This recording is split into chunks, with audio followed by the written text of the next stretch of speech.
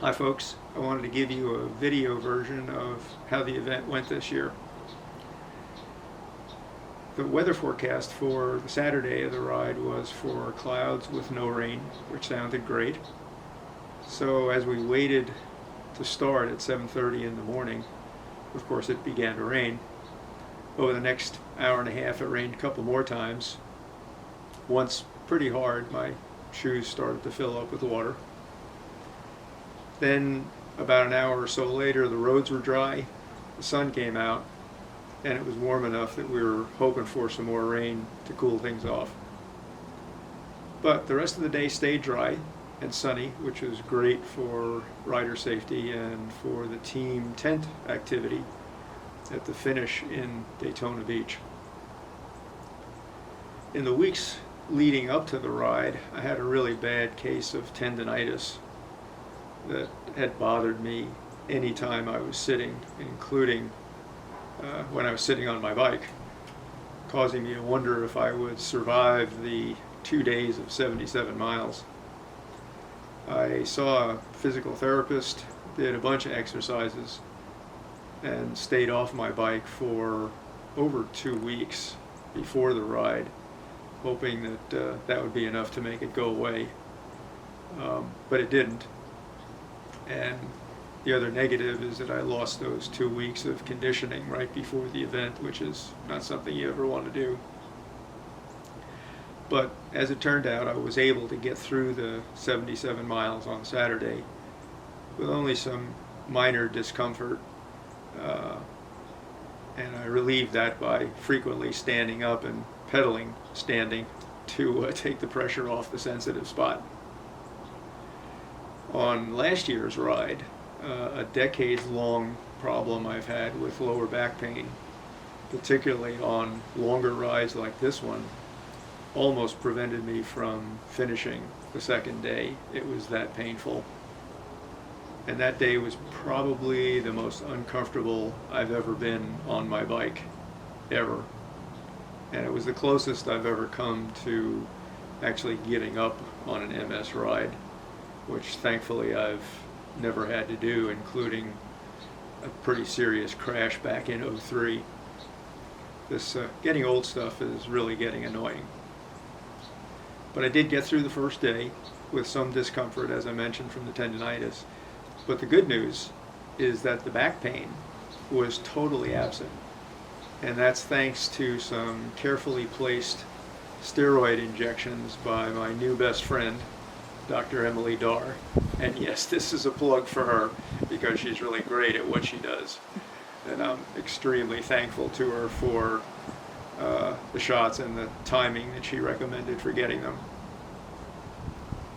Also, 2 friends from the local bike club in Charleston, Alan and Larry, joined me this year, along with my usual Florida buddy, Paul. Paul opted to ride the shorter route, so he wasn't with us on Saturday. Alan pulled our group of 4 for the entire 77 miles. For those of you who aren't familiar with cycling, that means he did about 25% more work than the rest of us by being the first rider in line and essentially blocking the wind for us. He made the day a lot easier, but for us, not himself. Normally that job would be shared by everyone in the group, but it turned out he was fine doing it all, even though we offered many times to share the load. We were all very motivated by the 4th rider in our little group, who was another member of the Mayo Clinic team that we're all on. And he joined us at the ride start on Saturday morning. For the day, we averaged 18.6 miles per hour for the 77 miles. And our 4th rider, Vic, is 83 years old. In fact, I think he probably was the oldest rider in the event. We were all really impressed with his performance, and we didn't need to slow down the pace to accommodate him. He just kept up with the pace that we chose. And you'll see some photos of him in the link that I've attached in the message. The finish on Saturday was the usual beautiful arrival on the boardwalk in Daytona Beach, with lunch and beer and massages at the Mayo team tent. The weather at that point was great. Left Hand Brewing, as always, served beer to everyone. And Bacardi also had a team in the event, and they were giving out samples, which of course we had to try, but just to be polite, of course.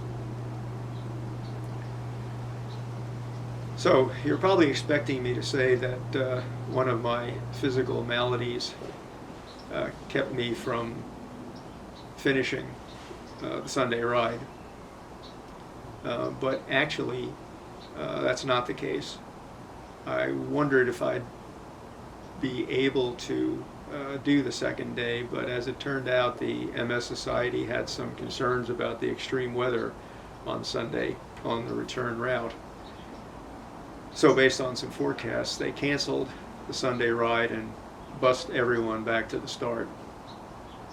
So I'll never know how I would have felt on the second day of the ride. I was pretty anxious about it, but I certainly planned to be out there and start riding to find out how it would go. Strangely, on the bus ride back, we never really saw any extreme weather or flooding. So canceling may have been a bit of an overreaction, but the MS Society's first concern is always about the safety of the cyclists. And of course, heavy rain and wind, especially on several of the bridges that we cross on the ride, can be a pretty hazardous situation, so I guess I can't blame them for that decision. So we were bussed back to the start. We picked up our bikes and bags that had been separately transported for us. Paul had already finished his shorter route and taken off home. Alan, Larry, and I had lunch and then took off driving home. So all in all, it was another challenging ride completed. Another, this time, partial weekend spent with my friends and around other really giving people. It was another generally successful attempt to fight off the aging process, which is getting a little bit tougher every year, but always the warm feeling of having gathered the goodwill and generosity of all of you to help make some people's lives just a little better and to give them hope for a cure. I've always believed that giving some of what we have to help others in need is what makes us human. And every year, your generosity for this cause reinforces that belief. So I'll say one more thank you for your continuing generosity and support. Mary Sue and I and the folks in our local MS Connection group really appreciate what you do. So until next year, bye for now.